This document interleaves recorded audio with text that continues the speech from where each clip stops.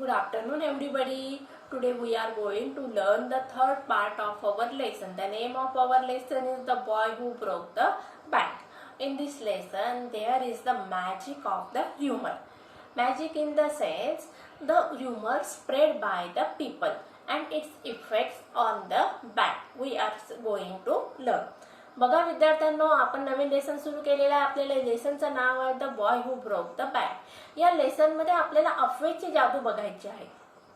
अफवा कशा प्रकारे पसरवली जात असते आणि त्या अफवेचे परिणाम काय काय होतात. अफवेचे परिणाम हे मोस्टली वाईटच होत असतात आणि त्यामुळे काय कोणाला कुठल्या कुठल्या गोष्टींना सामोरं जावं लागत आहे ते आपल्याला बघायचं आहे. आपण सुरुवात लेसनला करताना बघितलेलं आहे 2 सेंट्रल कॅरेक्टर आहे. नथू आहे की जो बँकेमधील सफाई कर्मचारी आहे आणि त्याचबरोबर सीताराम हा वॉशरमॅन सन आहे. आता या दोघं मित्रांमध्ये चर्चा होते कुठल्या गोष्टीची. नथू नाराज असतो म्हणून सीताराम त्याला विचारतो, बाबा तू असं नाराज का आहे. त्यावेळेस मग नथू त्याला सांगतो की माझ्या बँकेने माझं जे पेमेंट आहे ते पेमेंट केलेलं नाहीये, त्याच्यामुळे मी नाराज आहे. त्याचबरोबर अजून असं सांगण्यात आलेलं आहे की नथूने सीतारामला सांगितलं की मला माझं पेमेंट मिळाल्यानंतर मी या बँकेमध्ये अजिबात थांबणार नाही. मग आता या ठिकाणी नथूला सीतारामने काय सांगितलेलं आहे, माझ्या जर तुझ्या योग्य एखादा जॉब असेल तर मी तुला तो जॉब सांगेन. मग अशा प्रकारे सीतारामने नथूला आश्वस्त केलेलं आहे. मग या ठिकाणाहून नथू निघून जातो आणि नथू जातो आणि सीतारामही जातो. मग आता या ठिकाणी सीताराम काय करत आहे, आपले जे कस्टमर आहे त्यांच्याकडे रोजचे त्याचे जे कपडे देण्याचं काम आहे ते धुतलेले कपडे देण्यासाठी जात असतो. तो चौथ्या घरी जातो. त्या ठिकाणी त्याच्या कानावर काय बातमी पडते की त्या घरातली जी मालकीन असते ती मालकीन सांगते की तिच्या घरी काम करण्यासाठी एका माणसाची गरज आहे, स्वीपर बॉयची गरज आहे. अशा प्रकारे सीतारामला ज्यावेळेस कळतं की त्या बाईला किंवा त्या लेडीला घरामध्ये काम करण्यासाठी एक वर्कर किंवा एक माणूस भरायचा आहे.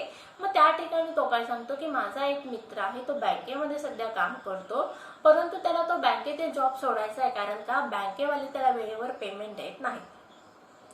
अशा प्रकारे या ठिकाणी सीताराम काय करतो, मिसेस श्रीवास्तव यांना इन्फॉर्मेशन देऊन त्या ठिकाणाहून निघून जातो.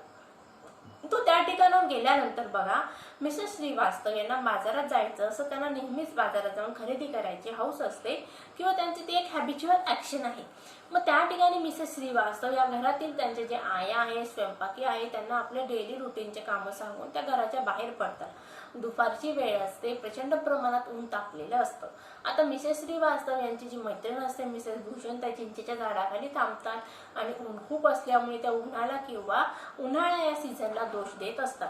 अशा प्रकारे उन्हाळ्याला दोष देऊन झाल्यानंतर मिसेस श्रीवास्तव आणि मिसेस भूषण यांच्यामध्ये कपड्याबद्दल की जो कपडा मिसेस श्रीवास्तव घेणार आहे त्या कपड्याबद्दल चर्चा होते. बराच वेळ कपड्याबद्दल चर्चा झाल्यानंतर मग दोघं मैत्रिणी एकमेकांना इन्फॉर्मेशन शेअर करतात. कुठली इन्फॉर्मेशन शेअर करतात की बँक आहे जी आपल्या गावातील बँक आहे त्या बँकेत एक कर्मचारी आहे, स्वीपर बॉय आहे. तो स्वीपर बॉयला ती बँक त्याचा वेळेवर पगार देत नाही. अशा प्रकारे ही इन्फॉर्मेशन मिसेस श्रीवास्तव यांच्याकडून मिसेस भूषण यांच्यापर्यंत पास ऑन झालेली आहे. चला तर मग बघूया पुढे काय होतं ते.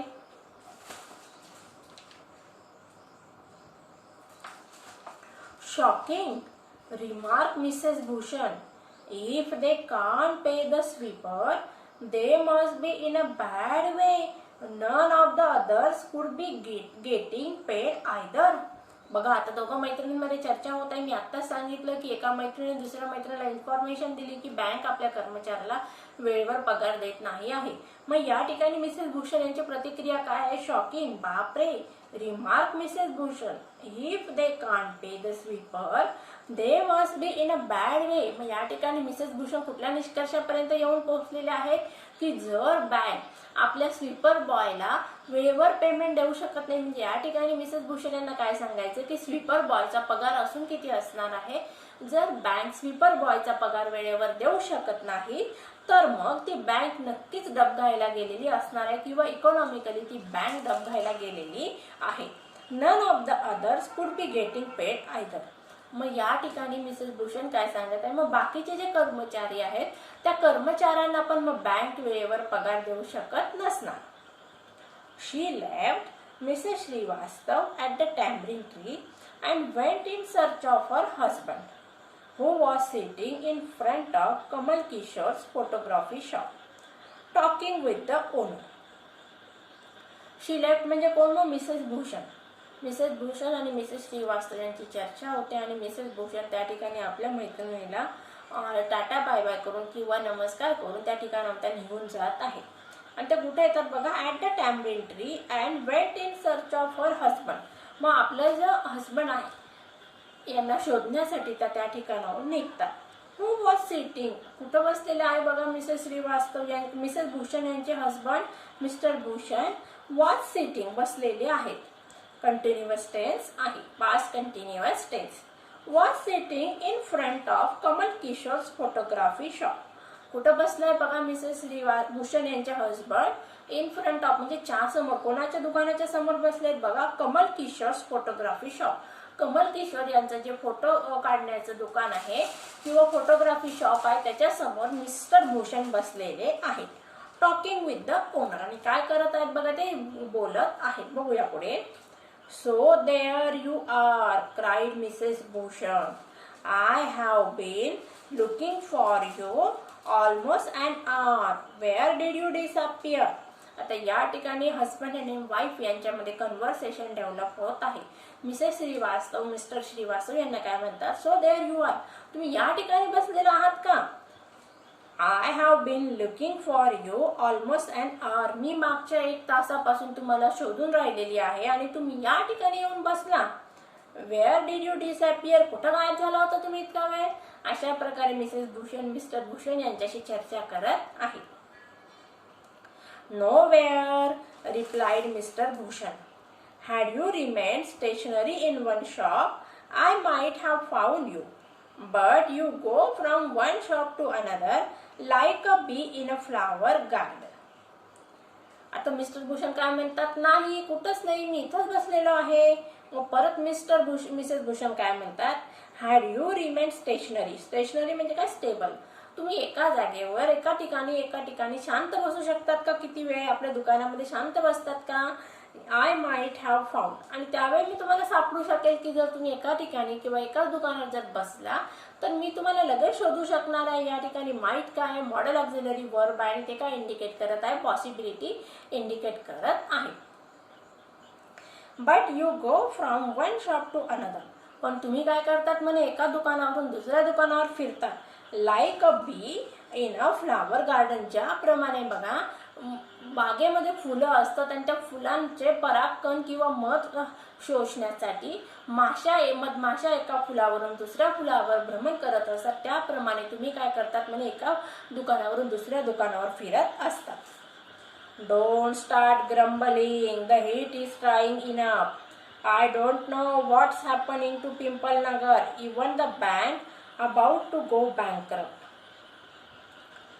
The heat, don't start grumbling. आता काही बडबड करू नकोस. The heat is trying enough. आणि खूप ऊन उकाडा होत आहे, गरमी खूप ऊन राहिलेली आहे, ऊन प्रचंड प्रमाणात तापलेलं आहे. I don't know what's happening to Pimpalnagar. मला माहित नाही काय घडत आहे पिंपलनगर मध्ये. Even the bank about to go bankrupt.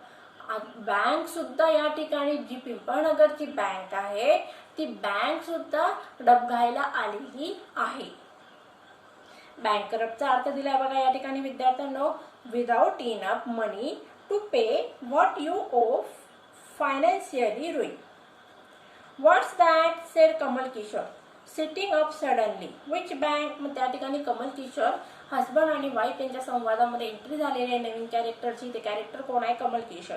Kamal Kishore विचारतात काय झालं, कशाबद्दल बोलताय तुम्ही. विच बँक, कोणती बँक.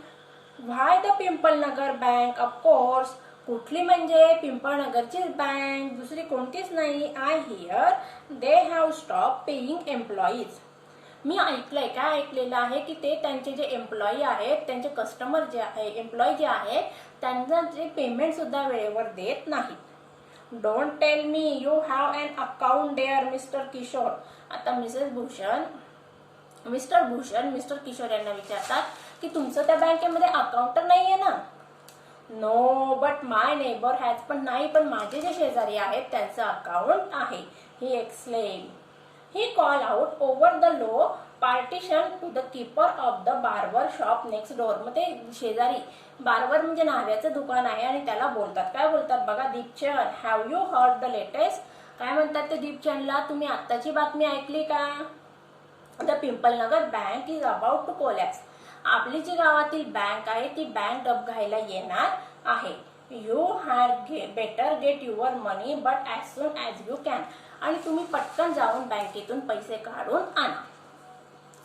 अशा प्रकारे विद्यार्थ्यांनो आज आपण थर्ड पार्ट बघितलेला आहे. आता येणाऱ्या पुढच्या लेक्चरमध्ये आपल्याला काय काय घडतं ते बघायचं आहे. तोपर्यंत तुम्ही शिकवलेला लेसन पूर्णतः रीड करून ठेवायचा आहे. Take care and good bye.